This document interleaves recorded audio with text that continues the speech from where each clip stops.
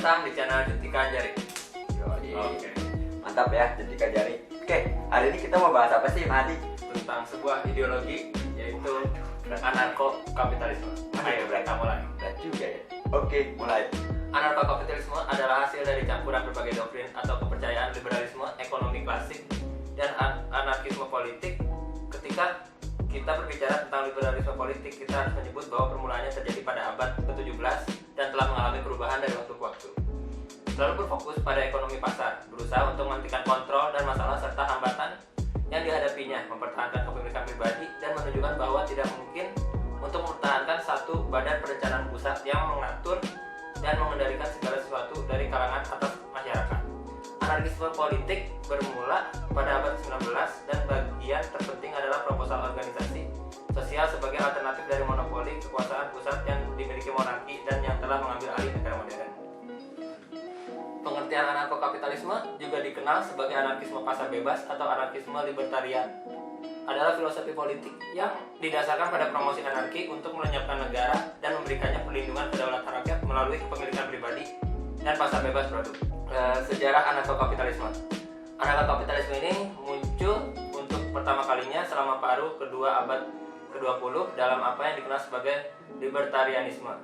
Dia meminjam banyak ide dari anarkisme individualistis Amerika kuno selama abad ke-19. Dia mendasarkan argumen ekonomi dan hukumnya pada banyak teori berbeda. Yang paling penting adalah analisis ekonomi hukum atau teori pilihan publik. Prekursor utama teori ini adalah liberal klasik John Locke yang membuat argumen tentang bagaimana orang mencampur pekerjaan mereka sendiri dengan sumber daya tanpa memiliki pemilik dan kemudian menjadikan sumber daya ini bagian dari properti mereka. Konsep privatisasi diucapkan oleh Jacob Maupassant dari Prancis pada abad ke-18. Dan ciri-ciri anarko-kapitalisme yaitu mempromosikan anarki atau penghapusan negara untuk mencapai perlindungan bagi individu. Mereka mempromosikan penghapusan pajak dan penggunaan uang untuk merampingkan pasar terbuka. Kegiatan pribadi dan ekonomi dapat diatur melalui undang-undang manajemen politik dan didasarkan pada hak kepemilikan atas diri sendiri dan atas aset yang dimiliki, dan pada saat yang sama melarang penipuan. Bagi anarko-kapitalisme, satu-satunya cara agar properti dapat diperoleh secara adil adalah melalui alokasi asli berdasarkan pekerjaan. Prinsip-prinsip anarko-kapitalisme. Arus ekonomi dan politik ini mengambil ide-idenya dari sekolah ekonomi Austria dan dari anarkisme individualistis klasik Amerika Utara yang menolak teori nilai kerja. Di antara prinsip-prinsip utamanya kita dapat menyebutkan prinsip non-agresi. Dapat dikatakan bahwa aksioma non-agresi adalah larangan terhadap kekerasan atau penggunaan kekerasan terhadap orang-orang, yaitu kekerasan langsung, penyerangan, pembunuhan, atau terhadap properti yang diperoleh secara sah oleh mereka, misalkan pencurian, penipuan pajak.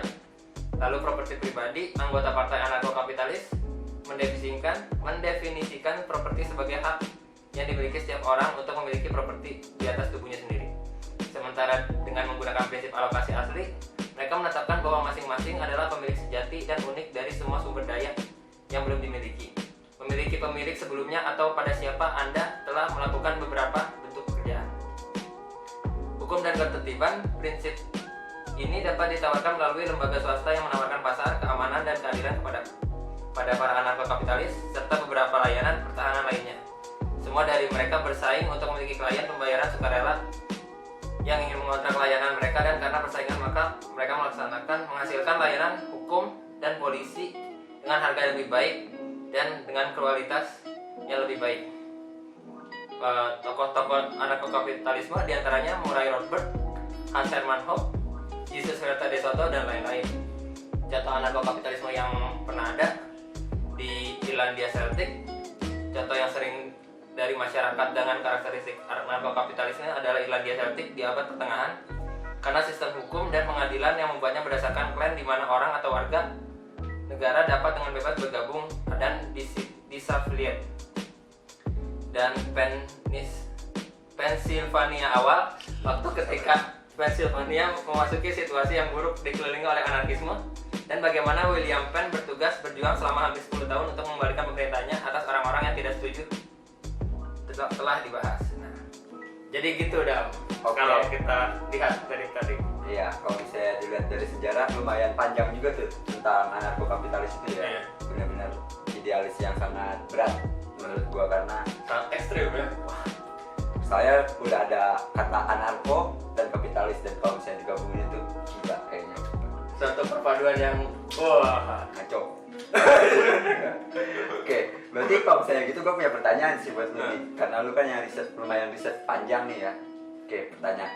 Di zaman-zaman sekarang atau di masa-masa sekarang ada nggak sih contoh kecilnya yang kita mau menuju ke anarko kapitalis ini? kalau menurut pandangan gue sih kayak tokoh seorang Elon Musk pun udah dapat dikatakan anarko kapitalisme kan. Kemarin dia terakhir gue dengar ngapain di BitConnect gitu. Pernah dengar kan? Iya, gue sempet dengar tuh. Ya kan, terus kayak ya ketika kita masuk ke BitConnect juga kan, dan hal-hal yang kayak gitu kan, itu kan mata uangnya tuh inflasinya tuh benar-benar tanpa negara kan istilahnya. Negara, benar. Nah, gitu. Soalnya itu udah termasuk dari perilaku anarko kapitalis sebenarnya secara sederhana gitu, kita lihatnya gitu kan. Iya sih. Kalau misalnya gue sih pernah lihat ya, kayak sekarang nih, kayak kalau misalnya kita main trader, asik, anak trader parah gue ya. Serius ya? Bukan, gue nggak anak trader, gue cuma memantau doang.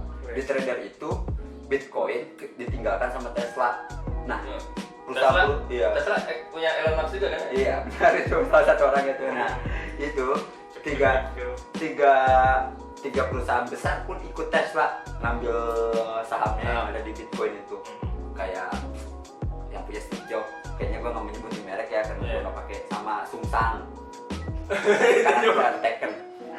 karakter Tekken Mortal Kombat. Oke.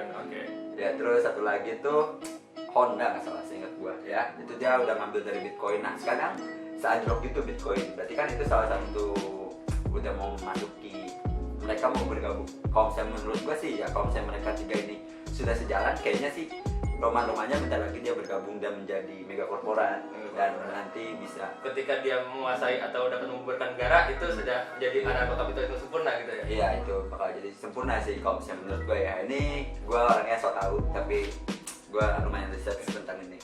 Tapi yang gue suka tuh dari, bukan suka sih, pokoknya yang bikin gue menarik itu kan bendera anarko kapitalisme itu ya. Iya, benar. Iya, benar. Kan anarko kapitalisme kan dia dibaginya tuh dari warna diagonal ya. Dari Nanti dilihatin di kamera slow. Diagonal mana sih, dari diagonal kanan atas ke kiri bawah ya. Kiri bawah. Jadi yang sebelah atasnya tuh warna kuning yang menggambarkan kapitalisme, terus yang bawahnya hitam menggambarkan anarkisme. Itu kayak keren ya? Keren. Walaupun dicerca sama Iya. aliran anarki yang lain gitu. Iya. Tapi kan dulu ya, untuk dulu anarko kapitalis itu kan orang-orangnya kayaknya lebih ke dianggapnya jokes. Nggak akan mungkin nih ada anarko kapitalis. Iya gak sih? Gimana sih lu anarki tapi ada hierarki di situ kan gitu, kayak aneh banget gitu. Karena lu bukan anak liberalis paling bawah kalau misalnya kayak gitu. Cuman kalau emang sih kalau gue liatnya kalau liberalis itu kan kayak anarki itu yang ada di sekarang nih, maksudnya anarki murni yang hitam doang, atau anarko sindikalis yang kemarin sempat ada, kan dia libertarian kiri tuh. Iya. Dia memandang pasar dan negara adalah sumber penindasan. Nah, sedangkan anarko kapitalisme ini dia berada di libertarian kanan, justru dia memandang negara karena negara mengintervensi pasar, jadi terjadilah penindasan gitu. Benar. Iya, sebenarnya kalau misalnya terlihat juga ya benar, kalau misalnya dibilang negara tuh kalau misalnya terlalu kapitalis itu benar-benar ditindas warganya, ya benar sih. Cuman kayaknya berat sih kalau misalnya terjadi juga ya anarko kapitalis ini. Soalnya kalau misalnya terjadi itu seperti kayak Cyberpunk 77, kalau misalnya lo main game ya, kalau lo dimana kan itu salah satu anarko kapitalis, di mana lo nggak punya, lo sebebas itu tapi lo dikendalikan oleh satu perusahaan besar yang bisa bikin lo hidup bergantung sama dia kayak gitu. Kan nggak ada keadaannya negara pun nggak ada, itu kan jatuhnya Night City doang kan, dikuasain sama Arasaka Corp kan itu kan. Nah, itu kayak itu udah ada negara, udah ada anarkisme, dan Arasaka Corp itu bentuk dari kapitalisme itu kan. Iya, itu gambarannya ya. Kalau misalnya di buku tuh ada tahun judulnya nggak salah tuh 1980. Nah itu tuh kan kalau misalnya anarko kapitalis itu lebih ke distopia, cyberpunk, distopia. Iya gitu. Nah itu ada di buku-bukunya tuh, kalian bisa baca. Karyanya siapa gua lupa. Aduh. Pokoknya intinya game dari cyberpunk itu pokoknya kritikan untuk penganut anarko-kapitalisme tuh dari genre sastra cyberpunk itu. Nah ya itu lumayan bisa buat jadi referensi kalian buat baca buku itu kayak gitu. Kalau misalnya kalian mau lebih lanjut kita membahas cyberpunk mungkin nanti di next video ya, karena sini udah lumayan lama kalau misalnya kayak gitu. Tapi ini terakhir buat lu Madi. Kalau misalnya terjadi di Indonesia nih anarko-kapitalis ini, sikap lu yang akan lu lakukan untuk keluarga lu ataupun diri lu sendiri itu seperti apa? Sikap. Iya. Sikap. Ya kalau menurut secara logika kan ketika istilahnya anarko-kapitalis itu modal nih kan, modal yang menguasai masyarakat kan buat lu kerja di gua dan segala macam anything else gitu. Ya kalau misalnya lu harus mengalahkan mau bertahan, istilahnya lu harus jadi budak atau mati di situ, mati di situ. Atau kalau misalnya lu punya modal lebih besar dari dia, lu silakan bersaing di dunia bisnis yang tiada aturannya karena negara pun udah hancur kan di situ kan. Negara udah nggak ada gitu. Nah anarko-kapitalisme itu. Oh berarti lu, nah kalau misalnya di antara dua itu lu mau pilih mana? Berjuang atau lu mau bertahan sebagai budak atau lu mau mati? Atau lu mau bersaing? Antara tiga pilihan. Ya sebenarnya ya pengennya bertahan sih kan. Maksudnya kalau punya modal ya punya modal kita kan ya. Kita nanam saham di mana dulu gitu. Bisa. Makanya main trader shop. Binomo tolong sponsorin saya, oke? Dan dikat yang ini. Kayaknya nanti lebih menarik kalau misalnya kalian nanti di next video tentang pembahasan cyberpunk itu lebih menarik. Kalau misalnya sekarang kita lebih membahas ideologinya, jadi cukup aja kayak sampai di sini.